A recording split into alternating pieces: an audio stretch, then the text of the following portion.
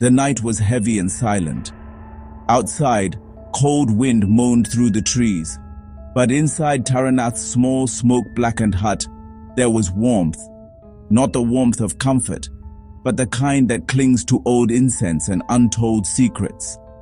The flickering lantern threw long, trembling shadows on the walls. Taranath's eyes gleamed in that wavering light as he spoke, his voice deep and slow. You think fire only burns, my friend? No. Some fires live, some fires breathe. Remember, and some never die. I shivered. Do you mean a ghostly fire? I asked. He smiled faintly. Yes and no. Listen carefully. This happened many years ago, in the wilderness of Barpeta in Assam. There, deep inside a forest, lived a rich moneylender named Manimoy Mukherjee. He was wealthy, respected, and terrified. Behind his grand house stood a crumbling mansion that everyone in the village called Agnikutir, the House of Fire. They said that every new moon night, the house burst into flames on its own.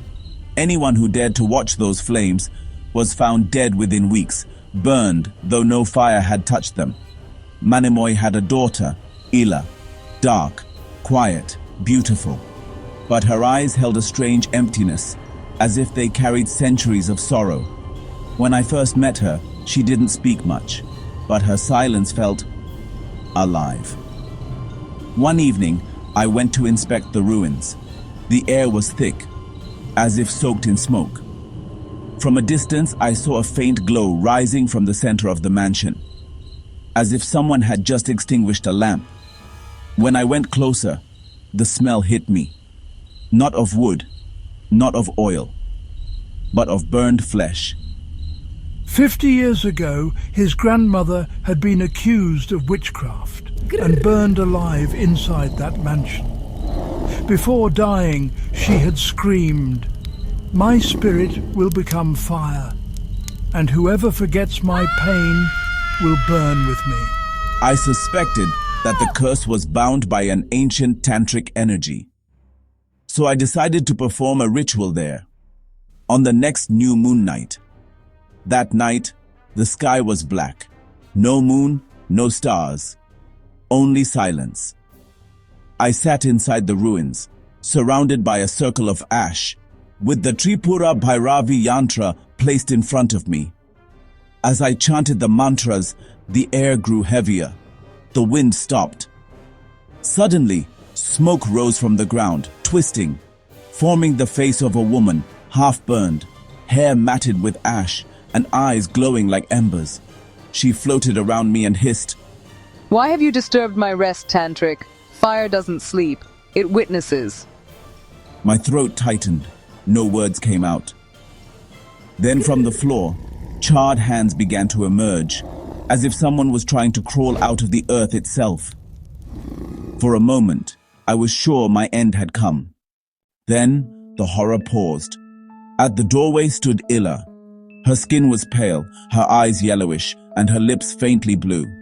She whispered, "Father said the fire will protect our family, but it consumed us all.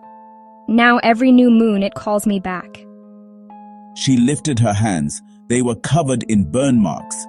Behind her, the wall burst into flame, but strangely, no smoke rose, only a red, pulsating glow. I tried to reach her, to pull her away, but she smiled.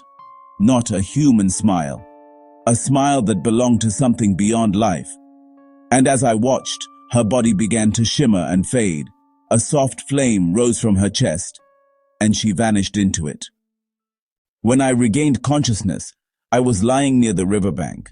The entire mansion had turned to ash. Manimoy and his daughter, gone. The villagers said they saw the mansion blazing through the night, but when they reached it, there was nothing, not even smoke. I dug my hands into the soil. It was still warm, trembling, as if something below still lived.